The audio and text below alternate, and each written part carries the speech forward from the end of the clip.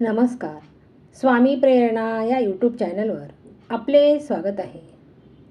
शिव महापुराण शिवलीलामृत अध्याय 1. दाशाळ राजाच्या जीवन परिवर्तनाची कथा. श्री स्वामी समर्थ. श्री गणेशाय नमः. श्री शिवलीलामृत अध्याय 1. दाशार्ह राजाच्या जीवन परिवर्तनाची कथा. शिवचरित्र अद्भुत लीलांनी परिपूर्ण आहे. परम श्रद्धेने याचे श्रवण केले तर अनेक प्रकारची पापे नाहीशी होतात. जो नित्याने याचे श्रवण करतो त्याला उदंड आयुष्य लाभते. त्याचे आरोग्य उत्तम राहते. शिवाच्या कृपेने सुसंस्कारी संततीची प्राप्ती होते. तसेच लक्ष्मीची कृपा होते. तीर्थयात्रा करून जे पुण्य प्राप्त होत असते शिवचरित्राचे वाचन केल्याने होत असते. महर्षी व्यासांच्या शिष्याने हे विचार मांडले आहेत. ओम नमः शिवाय हा एक श्रेष्ठ मंत्र आहे. या मंत्राच्या साहाय्याने शिवशंकराशी नाते जोडले जाते. एकदा का या मंत्राची सवय लागली तर आपल्या मुखातून ओम नमः शिवाय हे सहज प्रकट होते. यासाठी जपाची सतत सवय ठेवावी. या मंत्राच्या सामर्थ्याची एक पुरातन कथा आहे. पूर्वी यादव वंशातील दशार्ह वंशातील राजा मथुरेला राज्य करीत होता. तो शूरवीर होता. त्याच्या पराक्रमाचा सर्वत्र प्रसार झाला होता. त्याच्या पराक्रमामुळे त्याचे राज्य विस्तार पावले होते. त्याने अनेक राजांना मांडलिक बनवले होते. ते मांडलिक राजे दशार्ह राजाकडे येऊन त्यांना नजराणे देत होते. राजा पराक्रमी तर होताच, परंतु तो अतिशय दयाळू होता. त्यामुळे राज्यातील ऋषीमुनी त्याला आशीर्वाद देत होती. राजाचे प्रजेवर पुत्रवत प्रेम होते. त्यामुळे सर्वांबद्दल राजाच्या मनात प्रेम निर्माण झाले होते. त्यापेक्षा कितीतरी जादा पटीने प्रजेचे राजावर प्रेम होते. राजा दानशूरही होता. गोरगरिबांना तो दान करीत असे. राजाने अनेक प्रकारच्या कलाही शिकून घेतल्या होत्या. दशार्ह राजाचा सर्वजण आदर करत होते. राजाही सर्वांशी नम्रतेने वागत असे. राजाची पटराणी कलावती होती. ती धनमुख क्षेत्रवार नाशीची राजकन्या होती. ती दिसायला सुंदर होती. तिची कांती चंद्रासमान तेजस्वी होती. तिच्या चेहऱ्यावर सदैव स्मित हास्य असे. राजावर ती नितांत प्रेम करत असे. राजाचेही तिच्यावर अपार प्रेम होते. एके दिवशी राजा आपल्या राणीची वाट पाहत होता. रात्रीची वेळ होती. बराच वेळ झाला तरी राणी आली नव्हती. राजाने राणीला येण्यासंबंधी निरोप पाठविला तरी राणी आली नाही. राजाला काही कारण कळेना. राजा स्वतःहून राणीकडे गेला. राणीची भेट झाली. राजा म्हणाला, राणी, माझे काय चुकले काय? तू माझ्यावर का बरं रागवलीस? राणी राजाला समजावून सांगू लागली, हे प्राणनाथ, आपण माझे जीवन सर्वस्व आहात. आपली आज्ञा मी सदैव पालन करीत आहे. परंतु आज तुमची आज्ञा मी पालन केली नाही. याचे कारण म्हणजे मी व्रतस्थ आहे. व्रतस्थ स्त्रीने पतीपासून दूर राहावे असे शास्त्रवचन आहे. शास्त्रवचनाचा भंग केला तर त्याचा परिणाम मला व तुम्हाला भोगावा लागेल. त्यामुळे मी आज आपणाकडे येऊ शकली नाही. आपली आज्ञा मानली नाही. याबद्दल आपण मला क्षमा करावी. राजाच्या मनात कामवासना निर्माण झाली होती. त्यामुळे त्याने राणीचे विचार समजून घेतले नाहीत. राणी त्याला सांगत होती, मी व्रतस्थ आहे. आपण मला स्पर्श करू नका. परंतु ते काही न ऐकताच राजा राणीला स्पर्श करू लागला.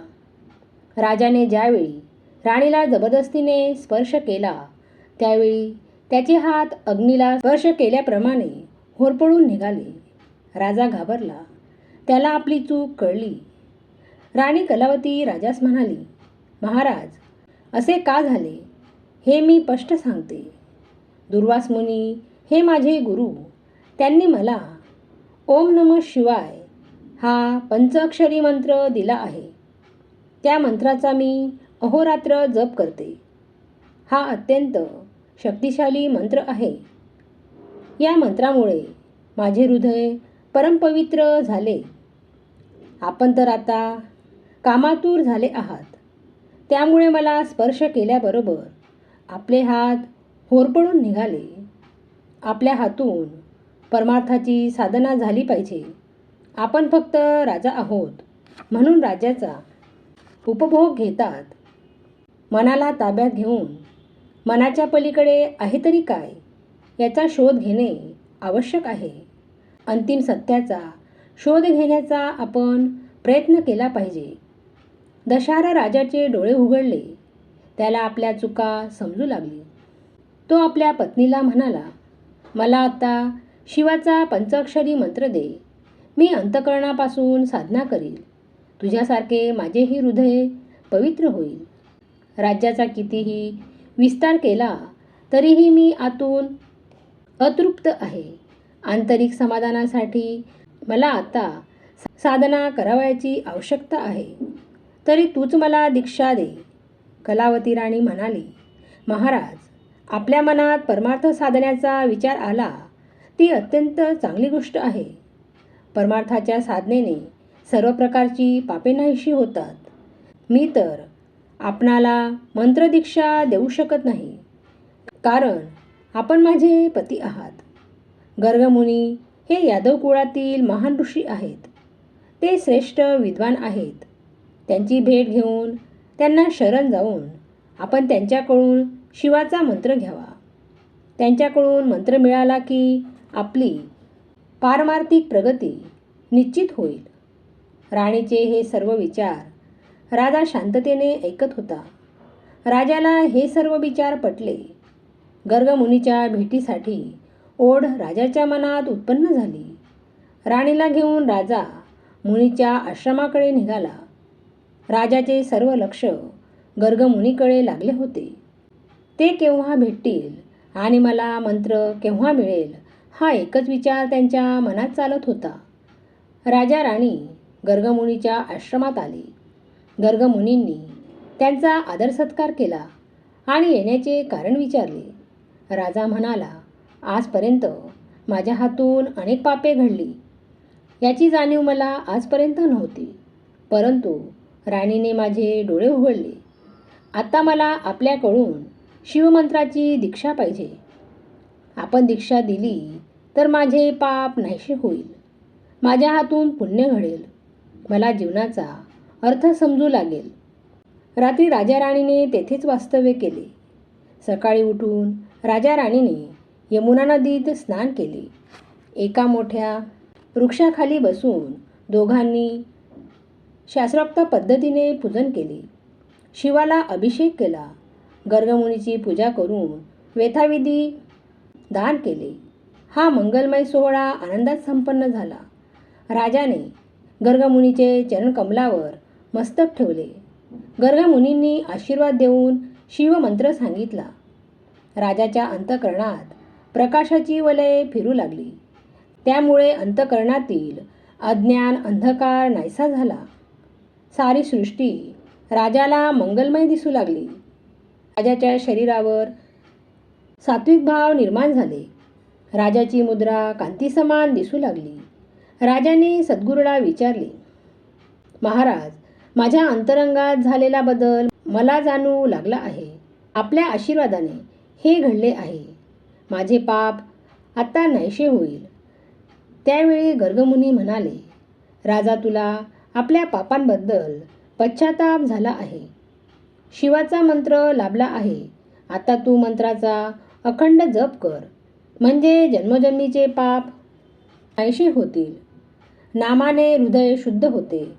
राजाने गर्गमुनींना पुन्हा नमस्कार केला. राजा म्हणाला, सद्गुरू, खरोखरच आपण मला चांगली बुद्धी दिली. इतके दिवस माझ्या हृदयातून पापी विचार प्रकट होत होते. त्यामुळे मी अशांत होतो, अतृप्त होतो. आता माझी अशांती थांबली आहे. सर्वांबद्दल आदरांची भावना निर्माण झाली आहे. अनेकांची हत्या माझ्या हातून घडत होती. आता हत्येचा हाही विचार नाहीसा झाला आहे. पत्नीने मला सावध केले. आपण मला शिवमंत्र देऊन परम उपकार केले आहेत. आईबाप जन्म देत असतात, परंतु सद्गुरू आपल्याला मार्ग दाखवतात. सद्गुरूंना शरण जाऊन जीवनाचा अर्थ जाणून घ्यायचा. राजा व राणी आपल्या नगरात परत आले. राजाने परमश्रद्धेने हा मंत्र जप सुरू ठेवला. राजाचे हृदय परमपवित्र झाले. राज्यात शिवाची पूजा मोठ्या प्रमाणात होऊ लागली. अशा प्रकारे गुरुभक्तीमुळे सर्व प्रजा सुखी झाली. सद्गुरूकडून पंचाक्षरी मंत्र घेऊन राजाने आपले जीवन बदलले. अशा या राजाची कथा जे नित्य वाचतील त्यांनाही शिवशंकर सहाय्य करतात. त्यांचाही प्रपंच सुखाचा होतो. ओम नमः शिवाय. ओम नमः शिवाय.